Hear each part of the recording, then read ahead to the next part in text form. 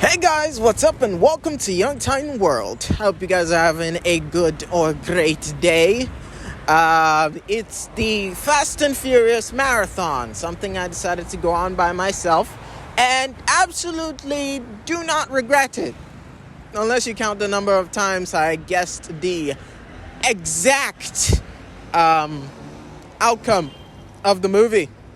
But yes, we are done with Fast and Furious 9 and 10. And guess what? It's not exactly a surprise. I made a review about Fast 9. You can go check it out. It's a little bit incomplete. I might consider doing that review again because there were so many things I wanted to talk about but didn't have the opportunity to. But in Fast 10, let us go through it. Now, I think the biggest highlight, if you haven't watched it, stop this recording right now and go and get yourself some Fast and Furious 10 up your noggin, s'il vous plaît. Because it's, I think the highlight for me was the Gal Gadot character that came back to life out of nowhere. When I say out of nowhere, out of fucking thin air, where did she come from? We were all there when she was trying to protect her hubby whilst they were on a plane, but it wasn't possible. The only way that she was gonna save her hubby was if she let go of the plane, shot the guy in midair, and fell to her doom. Now you're telling me, after all that dramatic shit, and the fact that the Asian dude lost his way and decided to go get drunk and drive a car and get killed by Jason Statham, she still is alive. What was the point of all that? If she's still alive,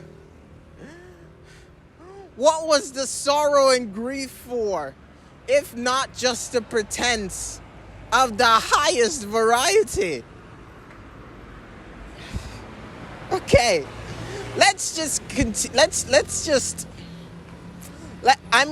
They put it in the movie so casually that she was alive, and I wanted to be shocked to my core. But after I saw Han not dead, they even brought freaking Brian, who is dead. They brought him to life.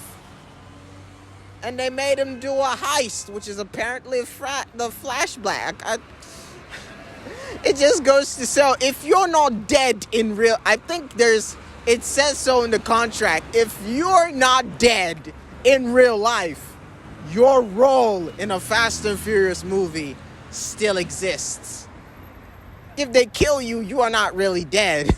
You're just taking a break. You're taking 5. Okay, so it turns out you're going to be dead in this episode. In the next episode, we're going to bring you back.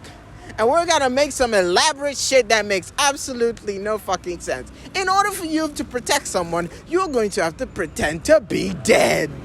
And guess what? We can just sum it all up to nobody's plan. Because there's actually a character called Mr. Nobody. But let's start from the beginning. So it starts off with us being introduced to a very new villain for the Fast and Furious franchise. Now, through this entire time, the concept of family has greatly warped the villains of this franchise.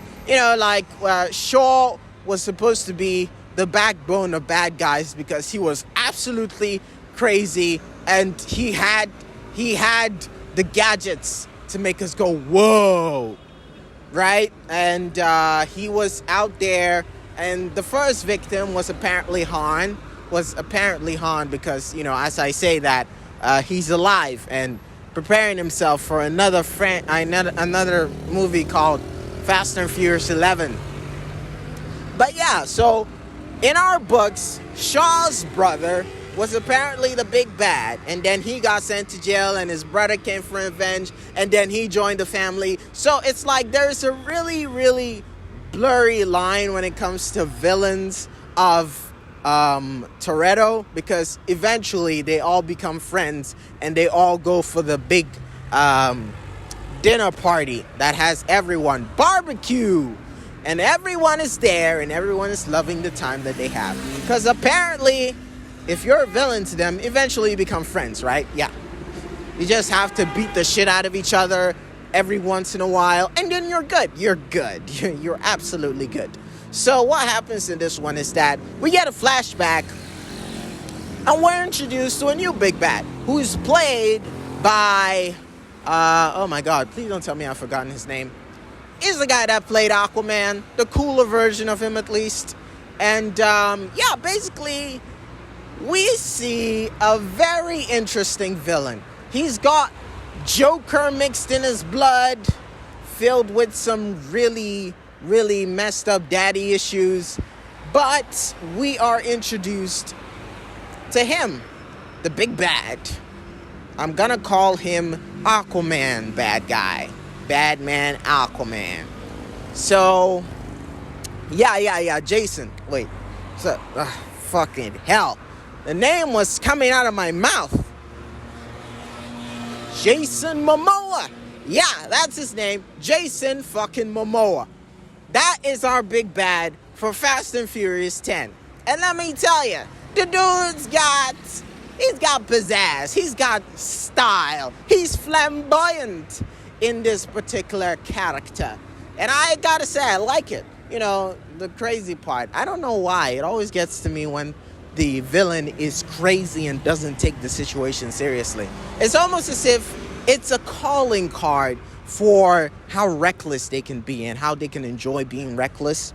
I think it really speaks to me because I'm super reckless and I don't give a fuck sometimes. So yeah, I really like it when the villain is not exactly calculated and it's not always the face of grimace every single time he's on the scene. And I like it. He's crazy and I love him. I was even talking to dead bodies at one point, which, I mean, I do have imaginary friends, so it's not exactly that different. So yeah, so technically, he's the bad guy. He was wrong because Toretto ran a heist, took all of his dad's money, killed his dad, and apparently Hobbs shot his dad in the head too, so he was out for revenge for everybody. Okay, so now fast forward into the future where we already know who Cypher is and that she's Charlize Theron, and she's supposed to be the big bad of the Toretto family, but for some reason she comes to him for help. She goes over to Toretto and she's like, help me. Like we didn't experience her shoot the hot. Give me a moment. I'm recovering from the shot. It's like she didn't remember the fact that she put a bullet hole into the mother of Toretto's son in one particular episode of Fast and Furious. It's like she expected him to forget all about it. And I mean, technically, he did.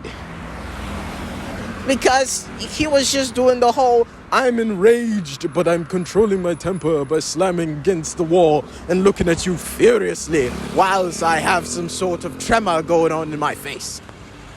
All of that was happening in real time, and the nigga never even raised a hand to punch her in the face. I mean, Letty was doing her own thing, man. She was like, ha, I ain't gonna forgive your bitch ass. I'm gonna beat you the fuck up, then we gonna make up. Because that's how we do with our villains. We beat the shit out of them, and then we talk to them like we cool. So yeah, that's basically what. So so she goes over to Toretto's place and she's like, the devil is coming. Like, oh my gosh, we've got ourselves a devil, another fast bad guy, and he's different. He's built different, all right? He's got the crazy in him, but he's also got the planning schemes in him, okay? He's got all of that shit locked down. I mean, he ain't no smart ass. He doesn't whip out a formula to come up with a very deadly virus that can kill you in a heartbeat, but he's got the plans in place. And then we see her flashback where she's working with her goons and the nigga just pops in to say hello. And he comes in by himself. And I'm like, what the fuck are you doing, bro? This is your intro. This is where you jump in like super ninja style, kill everybody, and have a one-to-one chat with the other villain. You know, like ex-villain, new villain, have a chat. No. The nigga walked in and threatened to kill the wives and children of her goons. And then they switched up just like a matchstick. Oh my gosh. Everyone is in danger. And she's like, niggas, I never trusted you from the beginning, so I'm gonna switch off your guns and I'm gonna beat your shit up. Now, I didn't know that she was good in Taekwondo, and so when she whooped their asses, it was like, oh my gosh. Not only is she so smart, she's so sexy, but she can also beat your ass too. Oh my God. Oh my God, the American in me is coming out. I must be quick before this. So anyways, let's get back to it. We've got the big bad who's turned in her entire goon set against herself, and now she's facing death. But she beats their asses, gets a little bit roughed up, but she makes it out alive. And now they take her to the black side whilst they try to figure out who this new bad guy is. Now the bad guy says he wants to make them suffer. Kind of like Joker's thing too. So it kind of makes sense that he also go for the character that is synonymous with Joker and what he does for a living. So yeah, we fast forwarded. Everyone's in danger. Toretto brings his entire friend group as well as family group into the mix. Tries to keep his son safe by bringing in his brother. And the guy's just like everywhere. I'm pretty sure that his entire army of people who are currently after Toretto and all that they stand for is actually threatened. You know, they're under threats. If you do not, and I mean, if you do not help me capture Toretto, I'm gonna kill your family. So basically everyone that they know and love is under threat, so they have no other shit to follow. They fear and respect, not actually, they just fear that they're gonna get their shit destroyed if they disobey this guy. So like, you know, all hell's breaking loose. We've got ourselves some really messed up character inside Jason Momoa, but he's selling off the "you've ruined my life and I want to pay you back in kind" sort of deal, which is pretty epic. You know, it's the kind of tit for tat that you want in a villain. But he's also sassy too, so I don't know, I like him even more. So we get to that period in the movie where we find out that they have amazing gadgets even though they've been cut off from the world. Oh yes, I also like to include that Mr. Nobody's empire. What was actually the wall? You know, he was the pillar of comfort for the entire team. The crazy team, the crazy hacks, the crazy schemes, the heist, every single thing. Mr. Nobody was the custodian of everything. He made it happen. But now he's MIA and no one the fuck knows. He might be dead, but he's not dead. Because we've learned from Fast and Furious Class 101 that if they die, if they don't die in real life, they're still in the movie. So this is how it goes. Now they've got a new CEO, okay? The new CEO is basically in charge of setting things right, because apparently the team that they've been using to save the world a couple of times is no longer trustworthy, and they cannot always go around. You know, it's kind of like that whole thing with Avengers where you must sign the Sokovia Accords or else all hell will break loose and then you will be registered as vigilantes. And Captain America was like, suck my dick, and then Iron Man was like, no, I'll suck your dick. It's like, wait, what? No, it's not different. I don't know what I'm talking about at this point. But you get the drift, okay? So now we got ourselves a very complex situation. Mr. Nobody's agency is not willing to help the team anymore, so they're on their own. They freeze their accounts. They got nothing, nobody. Now the team has to come up with a way. Now Roman, sorry, Roman, potato.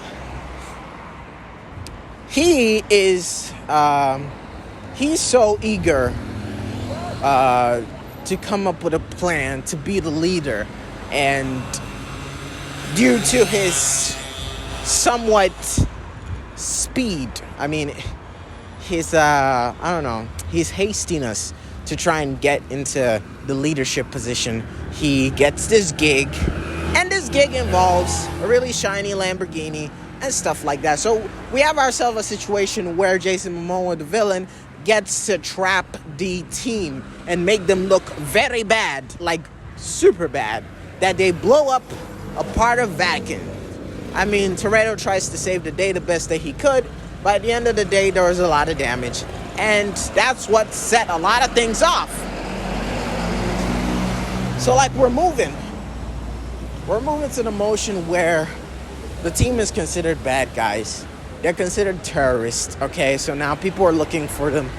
They're in trouble. They have no one to turn to, so they're gonna have to register on their own wit and will to save the world and not get their asses creamed. Now, Letty finds herself arrested by the cops, and they're sending her to a black ops site, which is also the same place that they're holding, what do they call her again? Cypher. Now, this is where I tell you they beat the shit out of each other, and they get to make up and be friends and go, oh, girl party, or something like that. I don't know. But yeah, we get the idea that they hop onto a submarine and go over to their boyfriend's place and try and save the day as well. You know, by boyfriend, I mean Dominic Toretto, because they're all madly in love with him. Everyone in this show is madly in love with him except the villains themselves, who are, you know, quote unquote, you know, infatuated by him. They're obsessed with him in a way.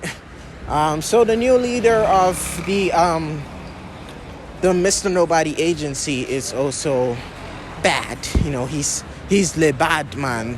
He's the bad man too, you know, and that's not cool. So we got ourselves a crisis on our hands, and we see some, I'm sorry,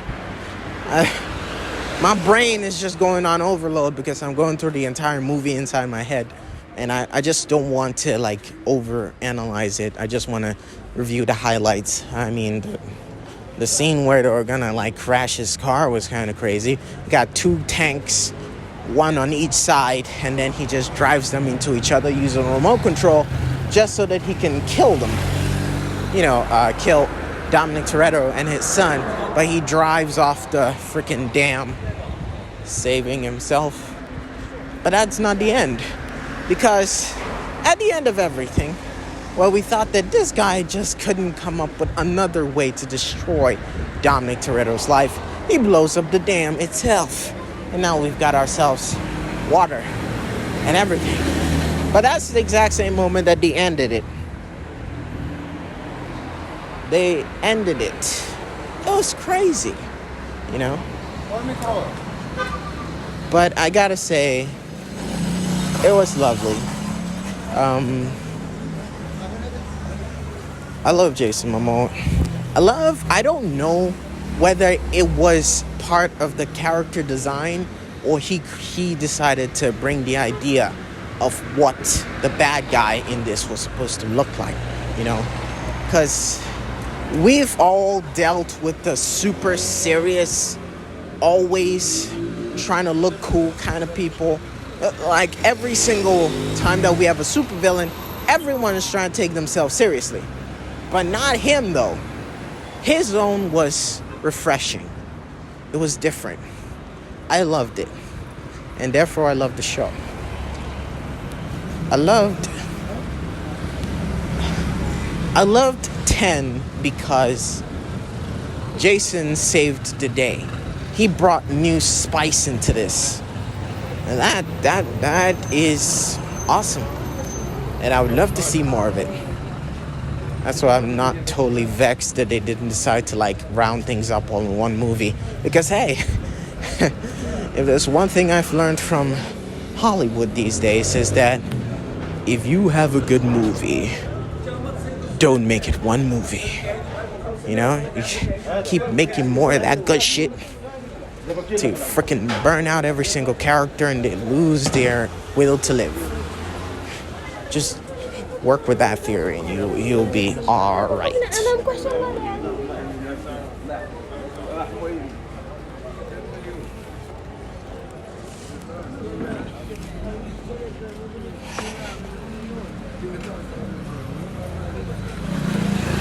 Thank you guys so much for listening.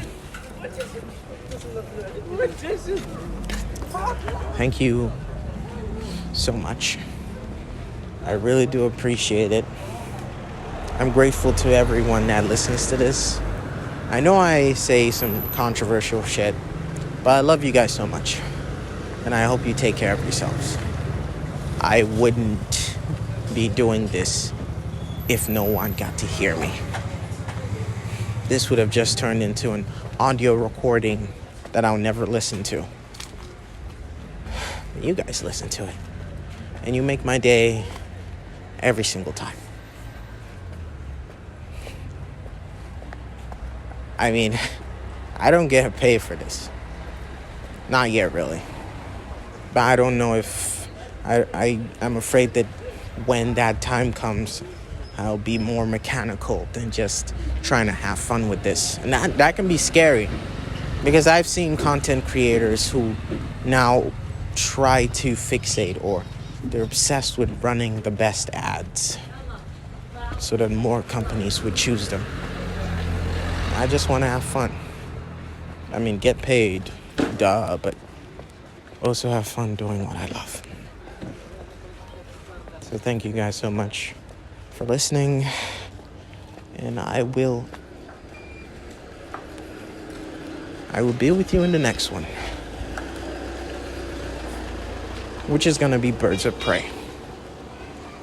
So take care, and until next time, Young Titan out. Thanks for listening.